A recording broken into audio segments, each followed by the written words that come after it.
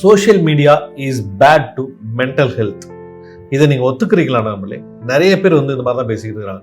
Social media அப்படிங்கிறது நம்ம வாழ்க்கையவே கெடுத்துருது, சோஷியல் மீடியா அப்படிங்கிறது நம்ம மைண்டுக்கும் மனசுக்கும் நல்லது கிடையாது அப்படின்னு சொல்லிட்டு. ஆனால் நான் அதை ஒத்துக்கவே மாட்டேன். நம்மளே சோஷியல் மீடியாவில் எந்த பிரச்சனையுமே கிடையாது. ஆனால் அந்த சோஷியல் மீடியாவில் இருக்கக்கூடிய பீப்புள்ஸ்னால தான் பிரச்சனை. நம்மளே நிஜ வாழ்க்கையில் எந்த மாதிரியான டாக்ஸிக் பீப்புள்ஸ் நீங்கள் டே டு டே நீங்கள் மீட் பண்ணுறீங்களோ அதே டாக்ஸிக் பீப்புள்ஸ் தான் சோஷியல் மீடியாவில் இருக்கிறாங்க.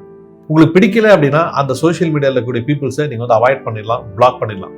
எப்படி நேரில் இருக்கும்போது சில தேவையில்லாத மனிதர்களப்பா அவன் சரியில்லைப்பான்னு சொல்லிட்டு நீ விட்டுட்டு போயிட்டே இருக்கீங்களோ அதே மாதிரி தான் சோஷியல் மீடியாலுமே.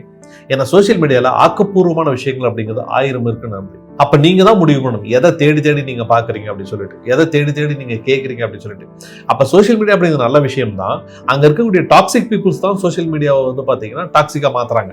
அவங்கள நீங்கள் அவாய்ட் பண்ணிட்டீங்க அப்படின்னா சோஷியல் மீடியா மிக நல்ல ஒரு மீடியம் அப்படிங்கிறத புரிஞ்சுக்குவீங்க. உங்களுக்கு இந்த மனப்பூர்வ வாழ்த்துக்கள். நான் அஜய் குமார் பெரியசாமி. சேனல் ஃபாலோ பண்ணிக்கோங்க. மீண்டும் வார்த்தை சந்திக்கிறேன்.